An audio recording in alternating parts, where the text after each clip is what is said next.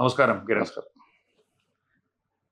പ്രഥമ ദൃഷ്ട്യാ ഈ കുറച്ച് കേസുകൾ ഇപ്പം ഇങ്ങനെ വന്നുകൊണ്ടിരിക്കുകയാണ്. പ്രത്യേകിച്ച് പീഡന കാര്യങ്ങളാണ് കൂടുതൽ. ഇപ്പോൾ ഉദാഹരണത്തിന് ഏറ്റവും സെലിബ്രിറ്റി പരിവേഷമുള്ള രഞ്ജിത്തിലേക്കാണ്. അത് രഞ്ജിത്ത് ഒന്നല്ല, നിരവധി തവണ ഇത്തരത്തിലുള്ള കേസുകൾ പ്രതിയായിട്ടുള്ളതാണ്.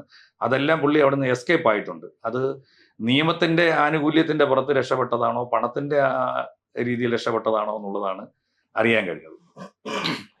അതിന് രണ്ട് എക്സ്പ്ലനേഷൻസ് ഉണ്ട്. ഒന്ന്, നിയമത്തിന്റെ ആനുകൂല്യം എന്ന് പറയുമ്പോൾ സ്വാഭാവികമായിട്ടും നമ്മൾ ഇവിടുത്തെ നിയമ സംവിധാനത്തിന്റെ ഫെയർനെസ് ചോദ്യം ചെയ്യപ്പെടാൻ പാടില്ല. അപ്പൊ കാരണം ഏതൊരു വ്യക്തിക്കും ഒരു കുറ്റാരോപിതനും ഉള്ള പരിരക്ഷ നിയമപരമായിട്ട് രഞ്ജിത്തിനുമുണ്ട്.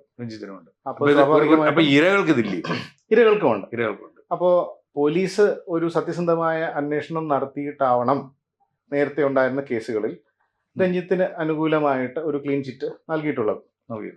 അതുപോലെ തന്നെ നമ്മൾ വ്യക്തിപരമായിട്ട് നമുക്ക് എല്ലാവർക്കും അറിയാവുന്ന കാര്യങ്ങളാണ്. പല കേസിനകത്തും ആരോപണം ഉന്നയിക്കുന്നത് അടിസ്ഥാനരഹിതമാണെന്ന് അന്വേഷണം കഴിയുമ്പോൾ പല കേസിനകത്തും കണ്ടെത്തിയിട്ടുണ്ട്. കോടതിയിൽ വിചാരണ തുടങ്ങിയ പല കേസിനകത്തും ഇൻക്ലൂഡിങ് പോക്സോ കേസസ്, റീസെന്റ് ആയിട്ട് ഒരു അധ്യാപകനെതിരെ ഒരു വിദ്യാർത്ഥി ഉന്നയിച്ച ആരോപണം കോടതിയിൽ തെളിവ് കൊടുക്കുന്ന വേളയിൽ ആ കുട്ടി കുറ്റസമ്മതം നടത്തി. ഞാൻ ചെയ്തിട്ടില്ല എന്ന് അധ്യാപകൻ എന്നോട് അങ്ങനെ ചെയ്തിട്ടില്ല എന്ന്. പക്ഷെ ഇവിടെ നേരെ തിരിച്ച് രഞ്ജിത്തിന്റെ കേസിൽ അന്നും തുടക്കത്തിൽ തന്നെ ആദ്യയാളൊരു ഒരു പുരുഷനുമായി ബന്ധപ്പെട്ടിട്ടുള്ള ഒരു കേസ് ഉണ്ടായിരുന്നു. അത് അയാൾ പരസ്യമായിട്ട് ഓപ്പണായിട്ട് വന്ന് കാര്യങ്ങൾ പറഞ്ഞു, എന്നെ പീഡിപ്പിക്കാൻ ശ്രമിച്ചിട്ടുണ്ട്. അപ്പം പുള്ളി ഒരു ട്രാൻസ്ജെൻഡറുടെ അടുത്തും പോവും, അതോടൊപ്പം സ്ത്രീകളോടൊപ്പം അദ്ദേഹം ഇത്തരത്തിലുള്ള വേഴ്സുകൾക്ക് പോകുന്നുണ്ട്. ഇതിനെല്ലാം കൃത്യമായ രീതിയിലുള്ള അറ്റൻഷൻ കൊടുക്കുകയും ചെയ്തിട്ടുണ്ട്, കാരണം പോയി എന്നുള്ളത്. പക്ഷെ പിന്നീട് ഈ പോലീസ് എഴുതി അദ്ദേഹത്തെ രക്ഷപ്പെടുത്തിയതാണോ? പക്ഷെ ഒരു പ്രായപൂർത്തിയായ ഒരു പുരുഷനോ സ്ത്രീക്കോ ഇപ്പം അവർക്ക് താല്പര്യമുള്ള രീതിയിൽ ഒബ്ജക്ഷൻ ഇല്ലാത്തടത്തോളം കാലം ഏർപ്പെടുന്നതിന് തടസ്സമൊന്നുമില്ല. അയാളുടെ കൺസെന്റ് ഇല്ലാതെ, അയാളെ സമ്മതമില്ലാണ്ട് ഫോഴ്സ് ഉപയോഗിച്ച് ചെയ്യുമ്പോഴാണ് ഈ പ്രശ്നം ഉണ്ടാകുന്നത്. പക്ഷെ ഈ കേസിനകത്ത് നേരെ തിരിച്ചല്ലേ, ആ പെൺകുട്ടി കരഞ്ഞോണ്ട് ഓടിപ്പോയിട്ട് പോലീസ് തന്നെ മൊഴി കൊടുത്തിട്ടില്ല. പോലീസാണ് മൊഴി കൊടുത്തത്. പക്ഷേ അവിടെ സന്നിഹിതരായിരുന്ന മറ്റ് ആൾക്കാർ, എന്തായാലും ഒരു സിനിമാ സെറ്റ് ആണല്ലോ, സിനിമാ സെറ്റില് ഇങ്ങനെ ഉണ്ടാകാനുള്ള സാധ്യത എത്രത്തോളം ഉണ്ടെന്നുള്ളത് പുറത്തു വെച്ചല്ലായിരുന്നു. അതെ, ദാറ്റ് ഇസ് അലിഗേഷൻ. നമുക്കറിയില്ല എക്സാക്ട്ലി എവിടെ വെച്ചാണെന്നുള്ള കാര്യം. ഇത് വ്യക്തിപരമായിട്ടുള്ള കാര്യമാണ്. പോലീസിന്റെ ഡോക്യുമെന്റ് ഞാൻ കണ്ടിട്ടില്ല. അപ്പോൾ അത് മുന്നോട്ടുള്ള അന്വേഷണത്തിൽ മാത്രമേ അത് വെളിവാകുകയുള്ളൂ. കാരണം മറ്റാൾക്കാരുണ്ട്, സാക്ഷികളുണ്ട്. സാക്ഷികള് ഈ കുട്ടി കരഞ്ഞിട്ട് ഓടി വന്നിട്ടുണ്ടെന്നുണ്ടെങ്കിൽ അത് കണ്ടവരുണ്ടായിരിക്കുമല്ലോ. അപ്പോൾ അവരുടെ മൊഴി ഒക്കെ അടിസ്ഥാനപ്പെടുത്തിയായിരിക്കും തുടർന്നുള്ള അന്വേഷണം. ഇപ്പൊ അദ്ദേഹം റിമാൻഡിലല്ലേ? റിമാൻഡിലാണ്. ഇനിയിപ്പോ അവധിയാണല്ലോ, 2 ദിവസം അവധിയാണ്. അപ്പോൾ ശനിയാഴ്ച ജാമ്യാപേക്ഷ പരിഗണിക്കുന്നതായിരിക്കും. അപ്പൊ അതില് അദ്ദേഹത്തിന്റെ ഒരു ഭാഗം ഉണ്ടാവുമല്ലോ, അദ്ദേഹത്തിന് പറയാനുള്ള ഒരു പരിധിവരെ മാത്രമേ പ്രതിഭാഗത്തിന് ഈ സമയത്ത് തെളിവെന്ന രീതിയിൽ എന്തെങ്കിലും രേഖയോ മൊഴികളോ ഹാജരാക്കാൻ പറ്റുള്ളൂ. പക്ഷെ പുള്ളിയെ കുറിച്ചുള്ള അഭിപ്രായങ്ങൾ സെറ്റിൽ നിന്ന് വരുന്നതാണ്. കാരണം മലയാളത്തിലൊരു മഹാനടന എന്ന് നമുക്ക് ഒരു സ്വഭാവ നടനായിട്ടുള്ള ഒടുവിൽ ഉണ്ണികൃഷ്ണൻ, അദ്ദേഹത്തിന്റെ ചെവിക്കുറ്റി നോക്കി പുള്ളി അടി കൊടുത്തിട്ടുണ്ടെന്നാണ് പറഞ്ഞത് സെറ്റിൽ വെച്ചിട്ട്. എത്രയോ പ്രായമുള്ള മനുഷ്യൻ എന്തോ ഒരു കാര്യം പറഞ്ഞത്, അത് 6-ാം തമ്പുരാന്റെ സെറ്റിൽ വെച്ചിട്ടാണ് അടിച്ചതെന്ന് ഈ അടുത്ത് ആലപ്പി അഷ്റഫ് എന്ന് പറയുന്ന ഒരു സിനിമാ പ്രവർത്തകൻ പറയുകയുണ്ടായി. അപ്പൊ ഇത്തരത്തിൽ മാത്രമല്ല, സെറ്റിൽ ആരോടും പെരുമാറുന്ന പുള്ളി ഒരു വലിയ മേലാളൻ എന്നുള്ള രീതിയിലാണ്. അപ്പൊ പുള്ളിക്ക് ഇതൊക്കെ വഴങ്ങും, ഇതൊക്കെ ചെയ്യാൻ കഴിയുന്ന ഒരാളാണ് എന്നുള്ളത് ആ സെറ്റിൽ പ്രവർത്തിച്ചിട്ടുള്ള ഇദ്ദേഹത്തിൽ നിന്ന് ഈ ദാരുണമായ അനുഭവം നേരിട്ടവരെല്ലാം പറയുന്നുണ്ട്.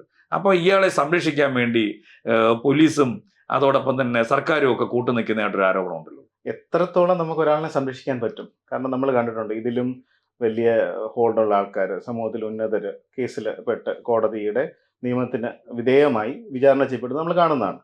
അപ്പോൾ ഒരു പരിധി കൂടുതലൊന്നും ആര് വിചാരിച്ചാലും ഒരാളെയും സംരക്ഷിക്കാൻ പറ്റില്ല, പ്രത്യേകിച്ച് ഇങ്ങനെയുള്ള. അല്ല അത് പറയുമ്പോൾ വക്കീൽ തന്നെ ഇടപെട്ട ഒരു കേസുണ്ട്. പെരുമ്പാവൂർ ശ്രീസ്വാമി വൈദ്യ ഗുരുകുലത്തിലുമായി ബന്ധപ്പെട്ടിട്ടൊരു പോക്സോ കേസ് വന്നു. അതൊരു ആയുർവേദ ഡോക്ടറായിരുന്നു, ഡോക്ടർ അഭിലാഷ്. ആ അഭിലാഷിന്റെ കേസ് ഡോക്ടർക്ക് വ്യക്തമറിയാം. അതായത് കൃത്യമായ വിക്ടിമിനെ പോലീസ് കൊണ്ടുപോയത് വിക്ടിമിന്റെ വീട്ടിൽ കൊണ്ടുപോയി തെളിവെടുത്ത് കളഞ്ഞു. പോക്സോ കേസിൽ ഒരിക്കലും ചെയ്യാൻ പാടില്ലാത്തൊരു കാര്യമല്ലേ. ആ കേസുമായി ബന്ധപ്പെട്ടിട്ട് അന്നത്തെ എനിക്ക് തോന്നുന്നു ലീഗൽ സർവീസ് അതോറിറ്റിയുടെ സംസ്ഥാന ചെയർപേഴ്സണായിട്ടുള്ള പാർവതി മേനോൻ, അവരൊക്കെ കേസുമായി ബന്ധപ്പെട്ടിട്ട് പറഞ്ഞത് പോലീസ് ചെയ്തത് ശരിയല്ല എന്ന് പറഞ്ഞു. അപ്പോൾ ആ കേസിനകത്ത് ആ ഇരയ്ക്ക് ഒരു തരത്തിലുള്ള നീതിയും ലഭിച്ചിട്ടില്ല. അതാ ഞാൻ പറഞ്ഞത്, നമുക്ക് എല്ലാ കാലവും ആര് വിചാരിച്ചാലും സംരക്ഷിച്ചു നിർത്താൻ പറ്റില്ല എന്ന് പറയുന്നത്. അതിനെ സംബന്ധിച്ച് ആ വിക്ടിമിന് വേണ്ടി നമ്മൾ മുന്നോട്ട് പോകുന്നുണ്ട്. അത് കൃത്യമായ നിയമപരമായ സംവിധാനത്തിലൂടെ അത് ചോദ്യം ചെയ്യപ്പെടുക തന്നെ ചെയ്യും.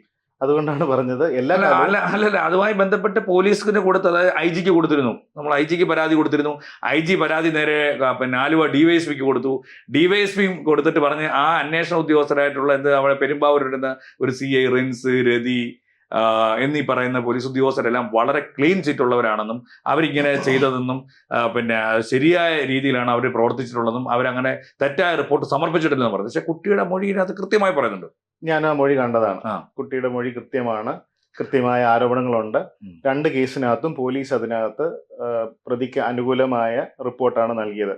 പക്ഷെ അപ്പോഴും ഞാൻ പറയുന്നത്, അതൊരു പ്രത്യേക തലത്തിൽ വരെയുള്ള ഉദ്യോഗസ്ഥർ മാത്രമേ അതിനകത്ത് അന്വേഷണം നടത്തിയിട്ടുള്ളൂ. അല്ല, ഐ ജി ഉണ്ട്. ഐ ജി നേരിട്ട് അന്വേഷണം നടത്തിയിട്ടില്ല. ഐ ജി എടുത്ത് കൊടുത്ത പരാതിയുടെ അനുസരിച്ച് ഫോർവേഡ് ചെയ്യുകയാണ് ചെയ്തത്.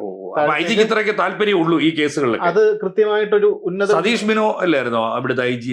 അതെ, അദ്ദേഹം ഒരു ട്രാൻസ്പെറന്റ് ഫെയർ ആയിട്ടുള്ള സർവീസ്. അദ്ദേഹത്തിന്റെ എടുത്ത് നേരിട്ട് കൊടുത്തൊരു കേസ്, പ്രത്യേകിച്ച് ഒരു കുട്ടി കൊടുത്ത കൃത്യമായ മൊഴി, അതൊരു കോടതി ഉത്തരവില്ലാണ്ട് ഒരു ഉന്നത ഉദ്യോഗസ്ഥൻ അന്വേഷണം നടത്തുക എന്നുള്ളത് കാര്യം എല്ലാ കേസിലും നടക്കുന്ന കാര്യമല്ല. അപ്പോ ഈ കേസിനകത്ത് ഐ ജിക്ക് പിന്നെ ഒരു പരാതി കൊടുത്ത് അദ്ദേഹം അത് ഫോർവേഡ് ചെയ്ത് ഡിവൈഎസ്പി അല്ലെന്നുണ്ടെങ്കിൽ CEO റാങ്കിലുള്ള ഉദ്യോഗസ്ഥനാണ് അന്വേഷിക്കുന്നത്. അപ്പൊ ഇവിടെ അങ്ങനെയാണ് നടന്നിട്ടുണ്ടാവുക. അപ്പോൾ CA അന്വേഷിച്ചിട്ട് ഇപ്പൊ അതിനകത്ത് വ്യക്തിപരമായ താല്പര്യം ഉണ്ടെന്നുണ്ടെങ്കിൽ അതിന് പ്രതിക്ക് അനുകൂലമായിട്ടുള്ള പ്രതിയെ സംബന്ധിച്ച് വേറെ ആരോപണമുണ്ട്. ആ പ്രതി BAMS കാരനായിട്ടുള്ള ആയുർവേദ ഡോക്ടറായിട്ടുള്ള ഈ ഡോക്ടർ അഭിലാഷ് അവിടെ പിന്നെ വ്യാജ മരുന്ന് നിർമ്മിച്ച ഡ്രഗ്സ് കൺട്രോൾ ഡിപ്പാർട്ട്മെന്റ് കേസെടുത്തിട്ടുണ്ട്.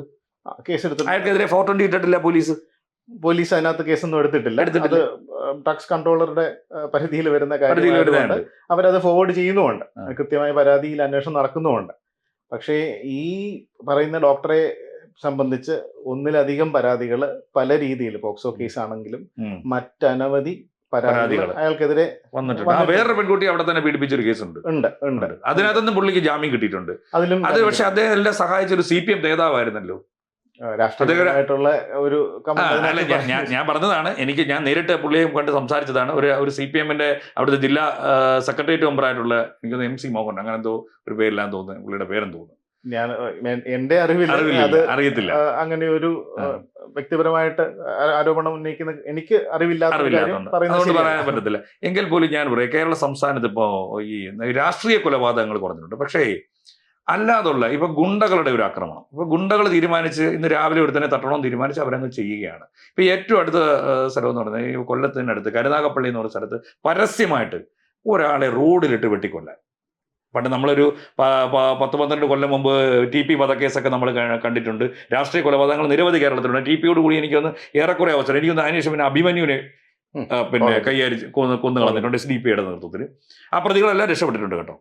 അപ്പൊ ഈ പിന്നെ അതോടൊപ്പം തന്നെ ഈ പരസ്യമായി ഒരു കൊലപാതകം കേരളത്തിൽ ചെയ്യാനുള്ള ധൈര്യം ഈ പ്രതികൾക്ക് എങ്ങനെ വരുന്നു? പോലീസിന്റെ കൈകൾ ബന്ധിക്കപ്പെടുമ്പോൾ സ്വാഭാവികമാണ് നമ്മളിനി എന്തൊക്കെ പറഞ്ഞാലും പോലീസിനെ പേടിച്ചിട്ട് തന്നെയാണ്, അല്ലെങ്കിൽ നിയമത്തെ പേടിച്ചിട്ട് തന്നെയാണ് പലരും പല കുറ്റകൃത്യവും ചെയ്യാതിരിക്കുന്നത്. ഫിയർ ഓഫ് ലോ തന്നെയാണ്. നമ്മൾ ട്രാഫിക് വയലേഷൻ നടത്താതെ ഇരിക്കുന്നതും ഫിയർ ഓഫ് ലോ തന്നെയാണ്. നമുക്ക് ഫൈൻ വരും, അല്ലെങ്കിൽ നമ്മളൊരു നിയമ നടപടിയിൽ ഉൾപ്പെടും എന്നുള്ള ഭയം തന്നെയാണ്. അതുപോലെ തന്നെയാണ് ഈ ഗുണ്ടകളുടെ കാര്യം. പല കേസിനകത്തും പോലീസിന്റെ ഭാഗത്ത് നിയമവിരുദ്ധമായിട്ട് ആൾക്കാരെ കസ്റ്റഡിയിൽ എടുക്കുക, അല്ലെങ്കിൽ അവരോട് 3-ാം മുറ പ്രയോഗിക്കുന്ന തുടങ്ങിയ കാര്യങ്ങൾ ഇല്ല എന്നല്ല പറയണത്. പക്ഷേ പല കേസിനകത്തും ഉന്നത ഇടപെടലുകൾ വരുമ്പോൾ പോലീസിന് നിഷ്ക്രിയമായി നോക്കി നിൽക്കേണ്ടി വരും. അങ്ങനെയുള്ള സാഹചര്യങ്ങളാണ് ഇതുപോലെയുള്ള ഗുണ്ടകൾ മുതലെടുക്കുന്നത്. അപ്പം ഞാനൊരു കാര്യം ചോദിച്ചോട്ടെ, ഈ പോലീസിന് യഥാർത്ഥത്തിൽ ഈ ഗുണ്ടകളൊക്കെ ഉണ്ടെങ്കിൽ മാത്രമേ ഈ പിന്നെ അവരുടെ പ്രിവിലേജ് കാത്തു സൂക്ഷിക്കാൻ പറ്റത്തുള്ളൂ എന്നുള്ളൂ ഉണ്ടോ? ഒരിക്കലുമില്ല. ഞാൻ ചോദിക്കുന്നതല്ല. ഇപ്പൊ ഈ പറയുന്ന ഈ 4 പേര് ഇരുന്നവന് വെട്ടിക്കൊന്നത്, ഈ 4 പേര് നേരത്തെ വിവിധ ക്രിമിനൽ കേസുകൾ പ്രതിയാണ്. ഈ 4 പേരെ പുറത്തിറക്കി വിട്ട അപകടങ്ങൾ ഉണ്ടാകുമെന്ന് അറിയാം. അവർ എനിക്കൊന്ന് കാപ്പയൊക്കെ ചുമത്തിയിട്ടുണ്ടെന്ന് തോന്നുന്നു. അവർ നേരത്തെ കൊലപാതകങ്ങൾ നടത്തിയിട്ടു. ഈ വെട്ടുകൊണ്ട് ചത്തവൻ അതിനേക്കാൾ കുഴപ്പക്കാരനാണ്. ഒരു വീട്ടിൽ കയറി അമ്മയുടെ മുമ്പിൽ വെച്ച് ഒരാളെ മൃഗീയമായി വെട്ടിക്കൊന്നവനാണ്. എന്നിട്ട് തിരിച്ചു വരുന്ന വഴിക്ക് അവൻ ആരെയൊക്കെ ആക്രമിച്ചു. അതിന്റെ വൈരാഗ്യത്തിന്റെ പുറത്താണ് ഈ കൊലപ്പെടുത്തി എന്ന് പറയുന്നത്. അപ്പൊ ഇവർക്കൊക്കെ യഥേഷ്ടം ഇങ്ങനെ സഞ്ചരിക്കാനും ഇത്തരത്തിൽ കൊലപാതകങ്ങൾ നടത്താനുള്ള ധൈര്യം എങ്ങനെ വരുന്നു? അപ്പൊ ഇവിടുത്തെ പോലീസ് എന്ന് പറയുന്നത്, നേരത്തെ വക്കീൽ തന്നെ പറഞ്ഞു, പോലീസ് വളരെ വിജിലൻ്റാണ്. പോലീസിന് എനിക്കൊന്ന് കേസുകളൊന്നും ഇല്ലെന്നുണ്ടെങ്കിൽ ഇപ്പോൾ വക്കീലിനാണെങ്കിലും കോടതികൾക്കാണെങ്കിലും അതോടൊപ്പം തന്നെ പോലീസിലാണെങ്കിലും പണിയൊന്നുമില്ല. ഇപ്പോൾ അവിടുത്തെ ജയിലുകളെല്ലാം ഇപ്പോൾ ആരും ഇവിടെ ക്രിമിനൽ സ്വഭാവം ഒന്നും കാണിക്കുന്നില്ല, ആരും ആക്രമിക്കുന്നില്ല, ആരും ഇവിടെ കഞ്ചാവ് വിൽക്കുന്നില്ല, ആരും ഇവിടെ MDMA വിൽക്കുന്നില്ല. ഇതൊന്നും ചെയ്തില്ലെങ്കിൽ ഇവിടുത്തെ പോലീസിനും കോടതികൾക്കൊന്നും പണിയില്ലാതാവും. പിന്നെ ഇവർക്ക് കിട്ടുന്ന പ്രിവിലേജും ഇല്ലാതാവത്തില്ലേ. അതുകൊണ്ട് ഈ പറയുന്ന ആൾക്കാരെ ഈ പറയുന്ന ഒരു മാനേജ്മെന്റിന്റെ ഭാഗത്തായിട്ട് നിന്ന് അഴിച്ചു വിടുന്നതാണോ? ഒരിക്കലും അങ്ങനെ സംഭവിക്കില്ല. കാരണം അങ്ങനെ പറയുന്നത് തെറ്റാണോ?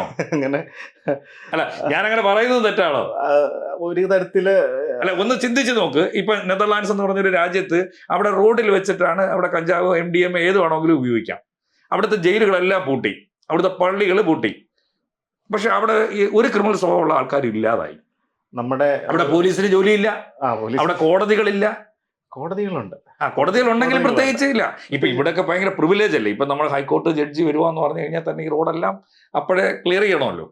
അപ്പൊ ഇതെല്ലാം പഠിക്കുക ഇവിടുത്തെ ക്രിമിനലുകൾക്ക്. പക്ഷേ ഇതൊന്നും വിഷയമല്ല. ഈ ഹൈക്കോടതി ജഡ്ജി പോകുന്ന റോഡിലും ഇവിടുത്തെ മുഖ്യമന്ത്രി പോകുന്ന റോഡിലുമാണ് പരസ്യമായിട്ട് അവർ വെട്ടിക്കൊന്നത്. അതിനുള്ള ധൈര്യം ഒരാൾക്ക് കൊടുത്തു. മാനസിക നില എന്ന് പറയുന്നത് ഒരു സമൂഹത്തിന്റെ മൊത്തം പിന്നെ ഒരു ബിഹേവിയർ റിഫ്ലക്ട് ചെയ്യുന്ന കുറച്ച് ഇൻഡിവിജ്വൽസ് ആണ് അവര്. അത് പണ്ട് നോക്കിയാൽ പണ്ടുകൊണ്ട് നമ്മൾ ഇതിപ്പം ലൈവായിട്ട് കാണുന്നു, റിപ്പോർട്ട് ചെയ്യപ്പെടുന്നു എന്നുള്ള കാര്യം മാത്രമേ ഉള്ളൂ. സോഷ്യൽ മീഡിയയുടെ ഒരു ഇൻഫ്ലുവൻസ് ആണ് ഇപ്പൊ ഇന്നത്തെ കാലത്ത് ഇങ്ങനെയുള്ള ഇൻസിഡന്റ് നമുക്ക് കാണാൻ സാധിക്കുന്നത്. പണ്ട് മറന്നിട്ടുണ്ട്. അങ്ങനെയാണെങ്കിൽ ഇപ്പൊ സോഷ്യൽ മീഡിയ മാത്രമല്ല, പണ്ട് ഇത് കൂടുതലായിരുന്നു കേട്ടോ. എനിക്ക് തോന്നുന്നു ഇപ്പൊ നടക്കുന്നത് പണ്ട് രാഷ്ട്രീയ കൊലപാതകങ്ങളാണ് നമ്മൾ കണ്ടുകൊണ്ടിരുന്നത്.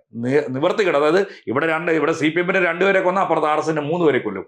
RSS 3 പേരെ കൊന്നു കഴിഞ്ഞാൽ ഇപ്പുറത്ത് അതുപോലെ 4, 5 ഒക്കെ വെട്ടിക്കൊന്നുകൊണ്ടിരുന്നത്. അതിൽ നിന്നൊക്കെ എന്തായാലും ഒരുപാട് മാറിയിട്ടുണ്ട്. പക്ഷെ ഇപ്പോഴത്തെ കൊലപാതകങ്ങൾ നടക്കുന്ന മുഴുവൻ ഈ പറയുന്ന കേന്ദ്രീകരിച്ചിട്ടുള്ള ഈ ഗുണ്ടാപ്പകളുടെ പേരിലുള്ള കൊലപാതകങ്ങൾ നടക്കുന്നത്. വീടുകളിൽ കയറി വെട്ടിക്കൊല്ലുന്നതല്ല ഇപ്പം ഇങ്ങനെയുള്ള നടക്കുന്നത്. പിന്നെ ഞാൻ നോക്കുന്നത് ഈ പറയുന്ന ആദ്യം ഒരു കൊല നടത്തിയിട്ടുള്ള ഈ അലുവാജിത്തോ ഈ പറയുന്ന ഈ മരണപ്പെട്ടു പോയാൽ ഒരു കൊലപാതകം നടത്തി ഏകദേശം 100-120 ദിവസം കഴിയുമ്പോൾ പുറത്തിറങ്ങുകയാണ്.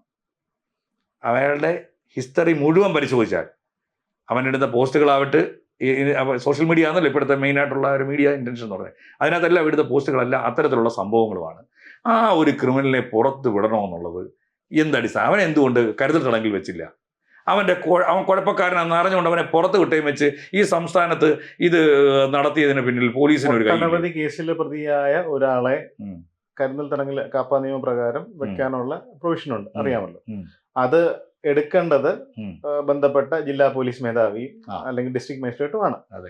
പക്ഷേ ഈ ഒരു കേസിനകത്ത് എന്തുകൊണ്ട് സംഭവിച്ചില്ല എന്നുള്ള കാര്യത്തിൽ വരെ അന്വേഷണം നടക്കുന്നുണ്ട് എന്നാണ് എനിക്ക്. അന്വേഷണങ്ങൾ നടന്നുകൊണ്ടേയിരിക്കുന്നുണ്ട്. അപ്പൊ പ്രധാന ജോലി അന്വേഷണങ്ങൾ നടത്തുമെന്ന് മാത്രമല്ല. പക്ഷെ നമ്മൾ പോലീസിനെ ബ്ലെയിം ചെയ്യുന്നതിന് മുമ്പ് പരിശോധിക്കേണ്ട കാര്യമുണ്ട്. നമ്മുടെ നാട്ടിലെ പോപ്പുലേഷൻ എത്ര ജനങ്ങൾക്ക് വേണ്ടി പ്രൊപ്പോർഷനേറ്റ് ആയിട്ട് വേണ്ട പോലീസിന്റെ സ്ട്രെങ്ത് വളരെ കുറവാണ് നമ്മുടെ നാട്ടിൽ. ഒരു പോലീസ് സ്റ്റേഷനിലേക്ക് ഒരു ദിവസം എത്ര കേസുകൾ വരും? മിനിമം ഒരു സാധാ ഒരു കേസ് വേണം, കുറഞ്ഞത് ഒരു 50 കേസെങ്കിലും വരും. ഒരു 50 കേസ്. അവിടുത്തെ ഒരു പോലീസ് സ്റ്റേഷൻ ഏറ്റവും കൂടുതൽ 25 പോലീസുകാരെങ്കിലും കാണുന്നില്ല. ഈ 25 പോലീസുകാരും എന്തൊക്കെ ഡ്യൂട്ടിക്ക് അവർ പോകും? എന്തൊക്കെ ഡ്യൂട്ടിക്ക് പോകും? ലോ ആൻഡ് ഓർഡർ ഡ്യൂട്ടി ഉണ്ട്, ട്രാഫിക് ഉണ്ട്, അതിനിടയ്ക്ക് വെച്ച് VIP പിന്നെ എസ്കോട്ടോ പൈലറ്റോ ഇങ്ങനെയുള്ള കാര്യങ്ങൾ, പിന്നെ മറ്റ് ജോലി ഉത്സവങ്ങളൊക്കെ വരുവാണെങ്കിൽ അതിന്. ഞാൻ ഈ ഇടയ്ക്ക് ഒരു പോലീസ് സ്റ്റേഷനിൽ വ്യക്തിപരമായിട്ട് കാര്യത്തിന് ചെന്നപ്പോഴത്തേക്ക് ആകെ 4 പോലീസുകാരുണ്ടാകും. ഒരു മേജർ സ്റ്റേഷൻ, കൊല്ലം ജില്ലയിൽ ഒരു മേജർ സ്റ്റേഷൻ 4-5 പോലീസുകാർ മാക്സിമം. അപ്പോൾ ഞാൻ അവരോട് തമാശയ്ക്ക് ചോദിക്കുകയും ചെയ്തു, ആരെങ്കിലും ഇവിടെ കയറി വന്ന് നിങ്ങളെ സംരക്ഷിക്കാൻ ആരുണ്ടെന്ന് ചോദിക്കുകയും ചെയ്തു. ചോദിക്കാൻ ആരും ഇല്ലാത്ത അവസ്ഥയാണ്. അപ്പോൾ പോലീസിന്റെ സ്ട്രെങ്ത് വളരെ കുറവാണ് മിക്ക പോലീസ് സ്റ്റേഷനിലും. അപ്പൊ ഇതുപോലെ തന്നെയാണ് ഡിസ്ട്രിക്ട് അഡ്മിനിസ്ട്രേഷന്റെ കാര്യത്തിലേക്ക് വരുമ്പം പോപ്പുലേഷൻ അനുസൃതമായിട്ട് പോലീസ് സ്റ്റേഷനുകൾ വർദ്ധിപ്പിക്കണം. പോലീസ് സ്റ്റേഷൻ അല്ലെങ്കിൽ സ്ട്രെങ്ത് വർദ്ധിപ്പിക്കണം. പിന്നെ ഇൻവെസ്റ്റിഗേഷൻ, ഇപ്പൊ അത് ബൈഫർക്കേഷൻ ഉണ്ട്. ഇൻവെസ്റ്റിഗേഷനും ലോ ആൻഡ് ഓർഡറും തമ്മിലുള്ള ഒരു ബൈഫർക്കേഷൻ നടന്നിട്ടുണ്ട്. അപ്പോൾ അത് എഫക്റ്റീവായിട്ട് കൈകാര്യം ചെയ്യാനും ഈ പറഞ്ഞ പോലെ പോക്സോ അല്ലെങ്കിൽ സെക്ഷൽ ഒഫൻസസ് കൈകാര്യം ചെയ്യുന്നതിന് വേണ്ടി സ്പെഷ്യലൈസ്ഡ് ടീംസിനെ ഇതിനു വേണ്ടി നിർത്തുക.